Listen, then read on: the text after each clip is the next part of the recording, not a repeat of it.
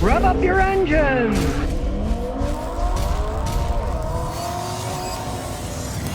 Now, I love the title of articles. We're going to analyze this one so you can see exactly what a bunch of horse manure people throw out there. The title is, Electric Car Sales Are Soaring Worldwide Except in North America. Global EV sales are surging. No, they aren't. That's a total lie. Because the Germans are shutting down EV factories saying, hey, we're not going to build as many because it's a weaker demand. People aren't buying them. You don't want to believe these headlines. I mean, sure, some of them are sensational, but some of them are just plain out lies, you know? Yes, the United States EV production is down. There's no arguing because they realize people in the United States don't want to buy the stupid things. But in a lot of other parts of the world, they don't want to either. And they're just masking, oh, electric car sales are soaring worldwide. They are not soaring worldwide. They take ridiculous figures. I'll give you a perfect example. There's a car manufacturer sells electric cars, right? They sell like 75 of them in 1 year in Mexico. It means nothing, right? And then the next year, if they sell 150, they've doubled their sales. Sales are soaring in Mexico of electric vehicles soaring, yeah. So they sold 75 1 year, 150 the next. That's 100% increase. But it's ridiculous because it's still such a small amount. They're still trying to pull this crap off. It doesn't mean anything. It's all just lies that they're trying to think that, well, why are we different than the rest of the world? Da, da, da. We're not. The rest of the world isn't going out and insanely buying these things either. They're picking and choosing their data. The United States is the second largest car market in the world. China is now number one. China, which is a theoretical communist country, forces its people to buy electric cars. Yeah, it's going to skew the entire world sales. Maybe the Chinese are forced into getting electric cars because they're in this commie government that tells them what they have to do. But the rest of the world has a bit more freedom. People have choices, and pretty much people aren't buying these electric cars. And them saying that, oh, the whole world is buying electric cars except for us. No, it's total nonsense. You know, the Canadians aren't buying it. Canadian growth's only 6%, same as the U.S., 6% growth in electric cars. So they sell a little bit of electric cars and they sell 6% more the next year. That doesn't mean diddly squat. And these figures about, oh, the whole world is different than us aren't even true. They're picking and choosing their data. Look, I just take what's out there and tell you a perspective on the auto industry. When I say electric cars are not ready for prime time, get this one. Ford is cutting 1,000 jobs at its electric vehicle plant in Cologne, Germany. And they say it's due to weak demand for electric cars in Europe. Now, this is funny because they're all saying, oh, the Europeans, they're all going to buy it. They're buying electric cars. Look, they're selling them like hotcakes. Well, obviously, they are not. Now, Ford is, granted, restructuring their business in Europe, but they're starting by getting rid of EV production. They're getting rid of EV production because nobody's buying the stupid things, right? So what they're doing is, this plant Cologne, it was multi-shift operation. They had various shifts going. They're only going to have a single shift starting in January 2026, which isn't that far away. So anybody that thinks, oh, well, the Europeans are buying electric cars. No, they're not buying them either. A mess, a giant mess of trying to push this crap on people who don't want it. Ultimately, there are companies that build a product. If people don't buy their products, they either go out of business or in the case of Ford, they go back to making regular cars. They got enough problem at Ford building regular cars that don't fall apart. Do they really need to add electric cars to the mix, cars that people don't want, that they have very little experience in building over any length of time? And now, yeah, they're starting to ramp their production down even in Germany, where supposedly the Europeans are going to be buying these electric cars. I guess what, people? They're not buying them either. Here's one you can't help but laugh at. Chevy Colorado and GMC Canyon production is going to be halted in October. So they're going to stop making them for a while in their factory. Why? Why are they not building them? Get this. Here's what GM says. It's the result of a part shortage. Okay. Who builds these things? GM, right? Oh, gee, we got to shut that down because we have a part shortage. Now, that sounds like a lot of baloney to me. It's probably mainly they can't sell the things. You know, you got vehicles that are competing against things like Tacoma that are much better made and that last longer, and they still are the same basic price range. They're not exactly flying off the shelves, right? For example, when the Colorado a couple of years ago sold 71,000 units, Toyota sold 237,000 when they sold, around 70 or so. So, they're not really competing that well against Toyota anyways. And now, with things are tightening up in this country, people aren't buying as much as they were. And they say, oh, well, we have a parts shortage. That's why we're going to not build them for a while. It sounds kind of fishy to me. It's more like, hey, they're not selling them. They got too many of them backed up. And they'll lie and say it's a part shortage. But even if it is a part shortage, it's their own company. They can't even get parts.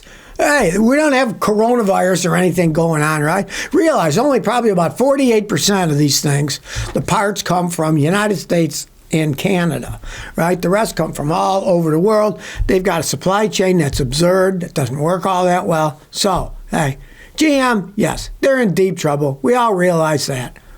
But let's face the fact. They're not going to be building them for whatever reason. Shows that GM is just screwing up yet again. People do buy a lot of pickup trucks. People like pickup trucks, right? And this isn't the big giant one. They call it a compact, but it's really mid-size or almost as big as the old ones used to be. Everything keeps getting bigger and bigger and bigger. Maybe they should rethink their whole idea of what they want to sell to people instead of saying, well, we're not going to build those for a month because we got a shortage of parts, right? Now, they said they're not going to do that then in the future. How do they know that they have a part shortage in the future? They're still building them, right? But then they're going to shut it down because they say there's a part shortage. Well, it seems everybody's worried now, the Chinese are going to take over with their cars and stuff. Well, things aren't as rosy in China as you might think. Their giant company, BYD, recently had a $45 billion wipeout of their stock. It lost $45 billion in value. That's just insane. Now, this wasn't overnight, which makes it even worse. 4 months, the last 4 months, it has lost $45 billion in stock value. It's competitive in China. They think they're competing against us. They're competing against themselves, too. For the first time in 3 years, BYD's quarterly profit fell. It plunged 30%. It kept raising, and now it's going down. They've got a giant price war in China, and some of it is even their supposed communist government pressure. They're increasing the scrutiny of involution, the practice of hyper-competition and excessive price competition in order to get ahead. They're already cutting their delivery target at 2025. They thought they were going to deliver 5.5 million vehicles. Now it's 4.6 million vehicles. Competition in China. Geely's a big one, Leap Motor, they're all competing against them. And so, things aren't as rosy in China as people might think. And they're also delaying their new models. Just think, the Chinese are going to take over. Not necessarily. If a company that big has gone down all at $45 billion in 4 months, it tells you something's going on, right? Personally, I find the whole thing absolutely ironically hilarious because they're worried about stock price in a communist country. No, people, if you know anything about history, it doesn't really make any sense that you got a communist country and a stock market in the same place, right?